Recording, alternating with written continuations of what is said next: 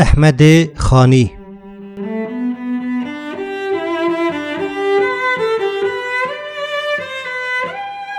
میر نویسا کرمانجی، غمخوار زمان بخودی، فیلسوف به هزار رنگی، روشنبیر دوربین، عالم، متصوف، شاعر و ریناس قدر بلند احمد خانی. یعنی حکیم برین ملت خواه، یعنی هستای پینوسه، یعنی شیروکر کلا ددلان دا کنودایی، یعنی احمد خانی. امی ایرو بره خبدنه بیکا میر نویسا کرمانجی احمد خانی کیه، میراته وی یا کجمره مایه چیه و چما هستای کرمانجی بخودی اوه. ده کرم بکن ام ده سری ده بکرتاسی بحث جیانوی بکن و پاش جی بره خبدن برهم و راماننوی. احمد خانی ده سال 1601 هجری یعنی 1605 آن 1651 میلادی ده لبازه ده هاتی دنیای. اوی بخواجی تاریخ جدایی کبونا خواه یا هجری ده نوبهار بچوکان ده و ها آنی زمین. لورا کودما جغیب فک بو تاریخ 1601 بو. تی گوتن که مالباتا خانی جهره ما حکاریه پیشی کوچی وانه کرنه، پشت راجی جوانه کوچی بازده کرنه و لویده بجه بونه. پیوا خانی عشیراوی، مالباتاوی، بلکی جناو گندویه لحره ما حکاریه نشانده ده. ناو باویوی ملا ادریسه. ملا ادریس هی خانی پچوک وفات کریه. احمد خانی پشتی وفات باو خواه لجم برای خواه مازن ملا قاسم دست بخواندنه کریه. پشت را چوی مرادیه او لور لمدرسه گلگون خواندیه. پشتی دمکی جبو خواندنه خواه دوام بکه لخالات، رحا و بدلیس جیمایه. پاش وگریه بازده و جوید چوی جزیره بوتان. جبو خباتن خواه و خواندن خواه دمکی لوید جمایه. تی گوتن که لبغده و مصری جی درس جعالم و زانایان ستاندیه. جبو حجی جی چوی حجازه بوی حاجی. خانی اجازه خواه لخوشابه لمدرسه عطائیه لجم ملجامی ستاندیه. جوید دیسه وگرای بازده مدرسه یک آوا کریه و حتی داوی عمر خواه لوی مدرسه مدرستی کریه. لدردور سال 1121 هجری یعنی 1709 میلادی هی تمنوی 57-58 سال لبازده عمر خواه کریه. گوراوی لبازده لکلک قصر اسحاق پاشایه. احمد خانی جیان خواه دره خبات زمان کرمانجی ده و خبات نویساندن به زمان کرمانجی در باس کریه. ده تاریخ ده خانی زانه و هستای عولک و افقاسی لسر زمان کرمانجی لسر نویسا کرمانجی سکنیه.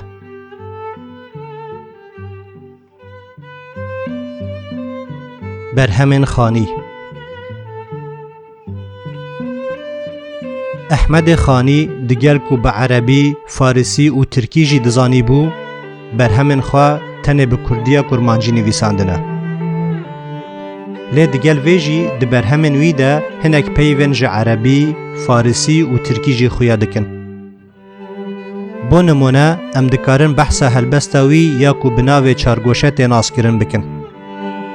خانی اف هلبست به عربی، فارسی، ترکی و کرمانجی نویسیه. هر رزق کاوی به زمان کیه. 5 چارینه وی هلبستی هنه. هر چارینه کاوی جی 4 رزقان پکته. رزق اول به عربیه، یا دویا به فارسی، یا سیا به ترکی و یا چارانجی به کرمانجیه. فات عمری فی هواک یا حبیبی کل حال، آهو نالم همدمم شد در فراقت ماه سال. Ger benim kanım dilersen çoktan olmuştur helal. دین و ابتر بوم ج عشق من نما عقل و کمال.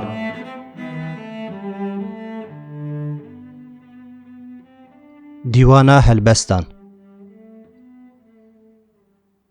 جبلی برهمن وی ین کو یبخوا آماده کری دیوانا هلبستن وی جی هیا.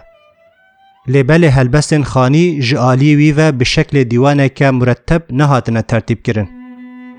هلبستن وی ین کو دست نویسان ده هاتنه دیتن پشت وی را جعالی گلک کسان و هاتنه کم کرن و چاپ کرن. دیوانه وی به وی آوای هاتیه پاراستن. ده هلبستن وی یکو هاتنه برهف کرن ده دل ایشی و غمخواری وی یا جبو ملت وی با آوای کی زلال خویادکه. رامان و هستن وی دبن هلبست و بسر روپلان ده دبارن. جارنا لسر بخودیتیا زمان خود فکره. دما دل دفوره هستن خواه تسلیم پینوس دیکه. پینوس جی وها دنگ ده. دوردانه جده ودامه دبارن ده موساطان کسنی نببتوان بفروشت لولاتان. جارنا لباجار ولاتان دگره دبینک و کاروبار مال و ملک سرکتون و شاهی جبیانیان رمانه. ملت وی جحمو خوشیان محروم مایه. دیسا درد خواه جپینوس خواره وها دبیجه. قد گوهرکی جوهریک نینه بهاکت بازار جیهان مایه بوان ترکو تاتان. دبینک و گندی و باجاری د خزانیه دنه. لیمیر و بگنوان بزرداری جوان باج و خراجان دستینن. بدلک شکستی و بهستین خواه گرم نرازی بونه خواه بوی رنگیتین زمان. میری سمران و دبریتن جفقیران سروان مکس بوینه و محتاج زکاتان. در حق برهم خانی ده گلک تشتات نگوتن. لی مخابن در حق گلکان ده دست مده دلیل قوی نینن کو انبیجن اف برهمین خانینا آننا. برهمین کو انبعثهی دزانن ینوینا سه برهمین بناو دنگن. اف برهم نوبهارا بچوکان عقیده ایمان و مموزینه. کرم کن ام بکرتاسی بحث وان برهما بکن. نوبهارا بچوکان برهم عاول نوبهارا بچوکانه. خانی اف برهما خواه ده 33 سالیه خواه ده سال 1683 میلادی ده نویساندیه. اف برهم فرهنگ که منظومه عربی کردی و کردی عربیه. ده مدرسه انده ده مزاروکن بچوک پشتی خلاص کرن قرآن پیروز دست بخواندن پرتوکن عربی دکرن گلکی زحمتی دکشاندن. خانی جی جبوک و خواندکارن کرمانجان زاروکن کرمانجان ده دست پیک ده فیری پیون سرکه ین عربی ببن اف فرهنگ نویساندیه. مبستوی او بو کو زاروکن کرمانجان به حسانی فیری عربی ببن و ده مدرسه انده پیش کبن. زحمتا کو ده کشینن کم ببه. ده دست پیک اوه برهمه ده خانی پشتی حمد و صلواتان ناوه و برهمه و آرمانجا نویساندنا وها آنیه زمین. جپاش حمد و صلواتان او چند کلمه جلوغتان. ویک ایخستن احمد خانی ناوه نوبهارا بچوکان لیدانی. نجبو صاحب رواجان بلکی جبو بچوکت کرمانجان.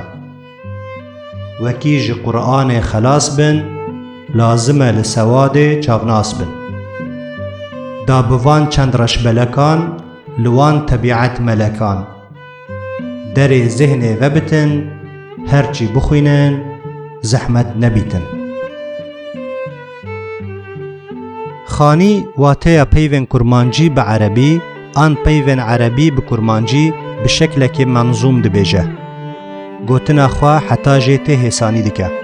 ناهل خواندوان جی عاجز ببه آن بواسطه. بو نمونه کر، کچ، مام، خزور و هنک خزمندی و هاد دناس کرن.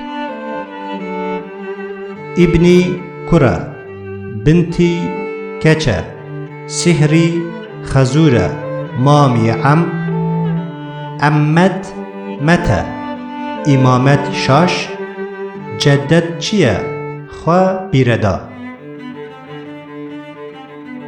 اف برهم نتنه فرهنگه. د ناواروکا وی ده جبو زاروک و خوندکارن کرمانجان شیرتن اخلاقی، پروردهی و جواکی جیهنه. بو نمونه جبو اخلاق باش وها دبیجه. گرت دویتن ببی میر و سر و معتبر کذب و خلاف مبیج گرت بکن کر بکر. جبو قیمت پرورده جی وها دبیجه.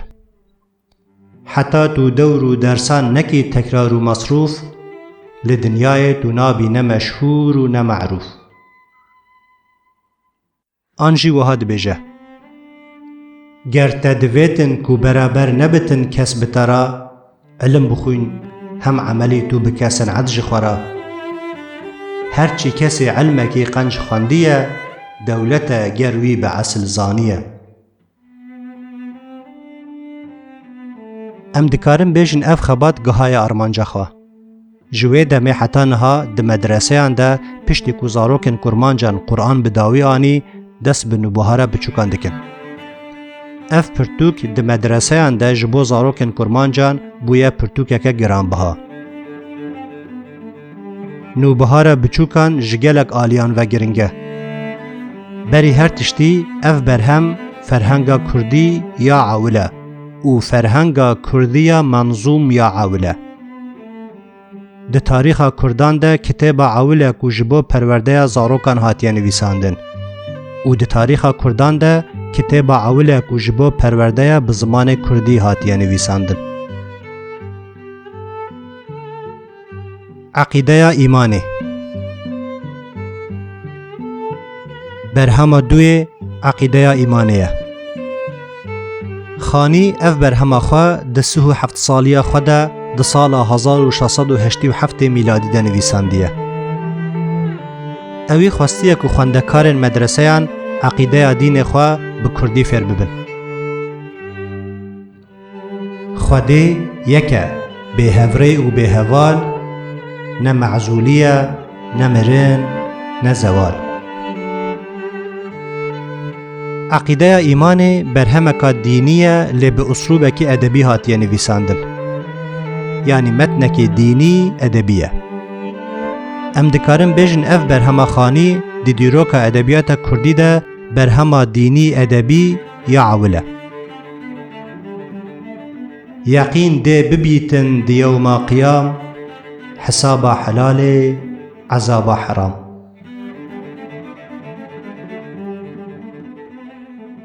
ده حشره ترازی و میزان هیا خرابی و قنجی و کشان هیا.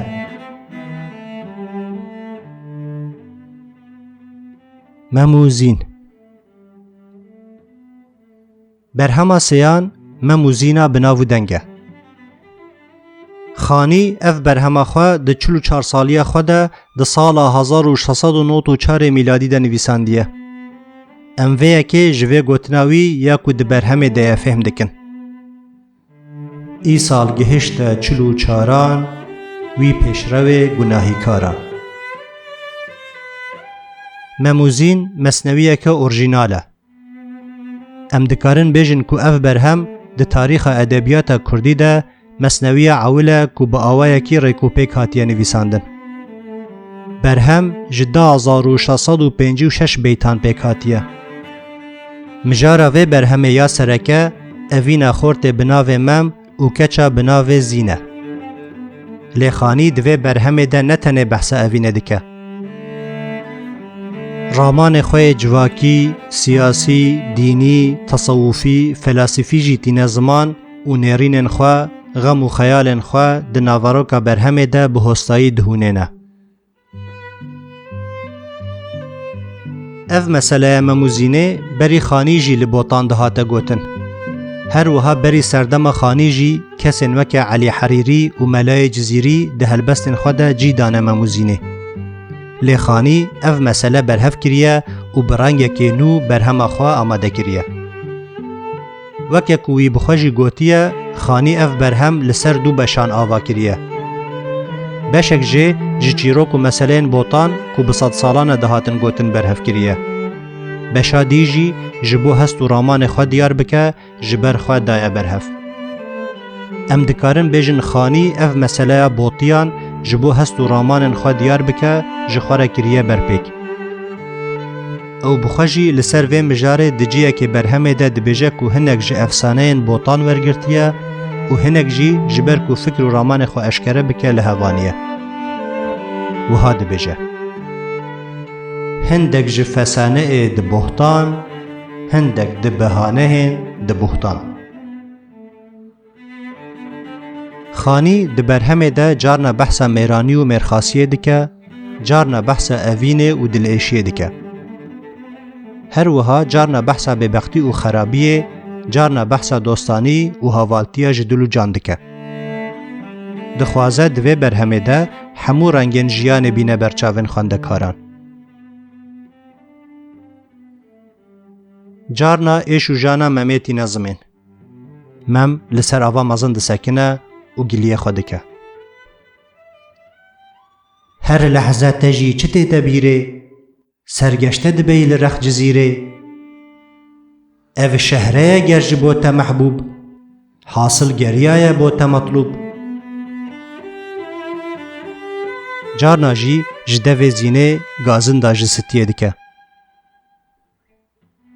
Şahî ji te ra û xem ji bo min, tacdîn ji te ra û mem ji bo min. Xem çûnku li sûretê memê ne, lew xem ji min ra li ser xemê ne. Carna êşa civakî û êşa dil li hev siwar dibin. Diraje pênûsê û pênûs wiha dinivîse: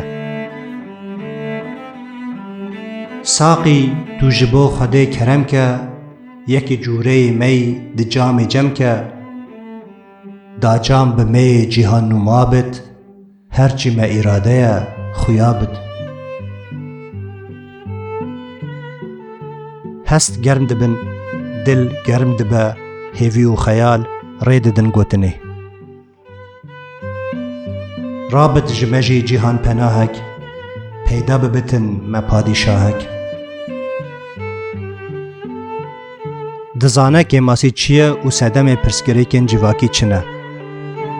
Bi şêweyekê zelal ji me re jî dibêje: Gerdê hebûye me padîşahek, layiq bidiye Xwedê kulahek. Teyîn bibûye ji bo wî textek, zahir ve dibû ji bo me bextek. Hasil bibûwe ji bo wî tacek, elbette dibû me jî rewacek.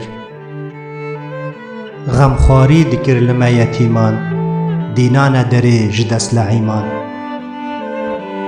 Galib nedibû li ser me ev rûm, nedibûne xerabeyê di dest bûm. Xanî di berhemê de sedemê nivîsa wê ya bi kurmancî jî eşkere dike. Dibêje min bi kurmancî nivîsiye, de ku kesek nebêje berhemên kurmancan bi kurmancî nînin. De kesek nebêje kurmanc ji nivîsê, ji evînê û ji her newعê jiyanê dûr mane. Tiştekê wan nîne û ne xwediyê jiyaneka pêşketîne.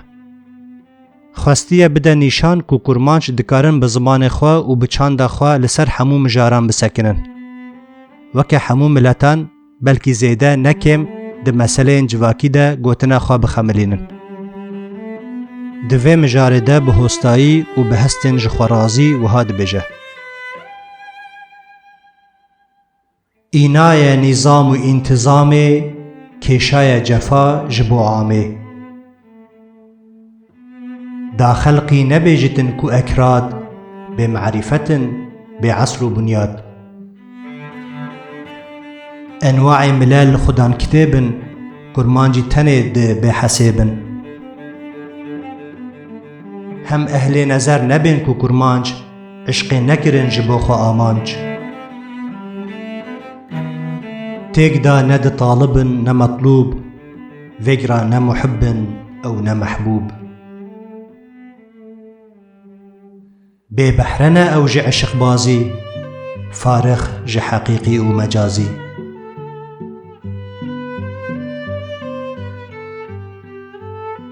Bi rehma Xwedê şabî, ciyê te bihişta pîroz be.